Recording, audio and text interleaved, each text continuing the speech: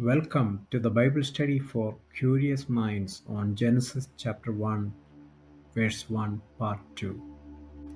You are listening to Raj Sebastian with Worldview Apologetics. Before we go any further, please take a pause and click the like button below and subscribe to this channel. Thank you. In the last episode, we saw how the author of Genesis took a balancing view of God by distancing himself from two erring extremes of polytheism and mathematical singularity or absolute monotheism. Since both extremes are illogical, the author of Genesis seems to have the right understanding of God as it was revealed to him by God himself. Logically speaking, God is unknown to human mind as God is totally the other.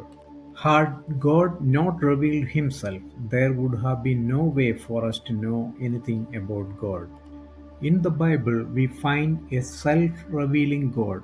He has revealed himself in the nature and through his word.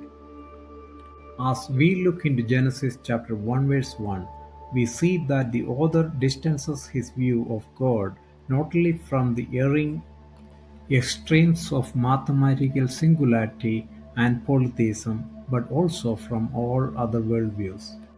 Let us see how the author of Genesis does that. There are so many religions and religious texts in this world. Therefore, it is not easy and sometimes not possible for everyone to study every religion and their text to make a good assessment to see which one is true.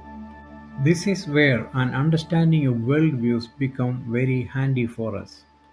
If we understand the worldview of a religion, we can easily understand its entire belief system without having to study all nitty-gritty details of that religion. Some folk theologians claim that all religions are similar, or they seem to be very similar. However, understanding various worldviews will help us to see that the beliefs of various religions about God are drastically different. Moreover, sometimes those beliefs and teachings are mutually exclusive by contradicting each other. So, let us see how the author of Genesis 1 verse 1 distances himself from other major worldviews.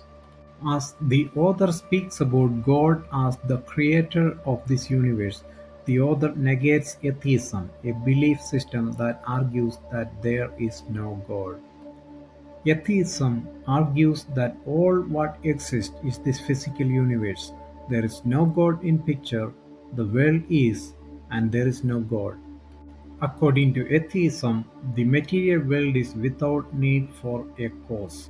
Atheism teaches that we are living in a material world and there is no spiritual being or beings.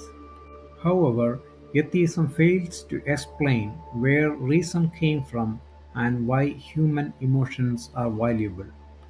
Because, according to the atheistic worldview, we all are products of accidental encounter of chance and matter. Such a concept of accidental universe assumes that there is no meaning or purpose for our lives as we are mere chemical or biological accidents. We are here just by chance. Atheism also fails to explain why human reason, said to be a product of chemical accident, is reliable and is good for mutual communication and dialogue. The author of Genesis chapter 1 verse 1 also distances himself from pantheism. Pantheism is the belief that all is God or God is all. Pantheism negates the distinctions between the creator and the creation. The artist and his artwork become one entity. Some Greek philosophers and followers of one of the main branches of Hinduism known as Advaita follow this worldview. Advaita means non-dual or not two. All is one. There is no difference between God and the universe. You are God, thou art that. However, the author of Genesis chapter 1 verse 1 makes it very clear that God existed before the beginning of the time-space-matter universe. Therefore, the author maintains that God is distinct from the world he created.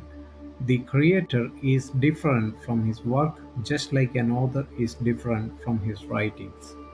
Bible teaches that the world is not eternal, as it was created and because it had a beginning. The author of Genesis chapter 1 verse 1 also distances himself from other minor worldviews like finite godism and open theism. Genesis chapter 1 verse 1 speaks about a God who is able to create such a complex world out of nothing. A look into any one of the millions of cells in our body will blow our mind to see how complex and wonderful it was made. God brought everything into existence from nothing. He is the one who caused the beginning of the entire universe and everything in it. God is not one among many others who is striving hard to become better or perfect. He is perfect. God is an incredibly intelligent being, which is evident from the complexity of a cell in our body that He created. God is not limited in His power and knowledge, nor in any of His qualities. Genesis chapter 1 verse 1 presents God as the cause of this magnificent world. The complexity of everything we see in this universe point a finger to His greatness which is unfathomable to human mind. That is why it is difficult for us to understand such a God fully with our human mind which is finite. It will be never possible for a finite human mind to fully understand God, who is an infinite being, because infinite is greater than finite. It is only because of the divine revelation we are able to understand God as a union of three persons eternally. Had it not been for the divine revelation, we would have devised something easier to believe and held one of the man-made worldviews mentioned above. Genesis chapter 1 verse 1 affirms that God is the reason or the cause for everything that we see in this world. Christian worldview teaches that an intelligent being is the creator of the entire universe. Such a belief has some applications for us today. If God created everything, it implies that we all are created by the same God, and in that sense, we are His children. We should be able to see everything in the world as God's creation and love it and take care of it as God's creation. We also believe that since an intelligent being created this universe, he has a purpose for it. Therefore, we should seek a right relationship with our Creator and the people around us so that we can have a meaningful and purposeful life as intended by our Creator. We will continue our discussion of Genesis chapter 1 next week. Before you close this video, please like, subscribe and share this video with your family and friends. Thanks for listening. May the Lord bless you.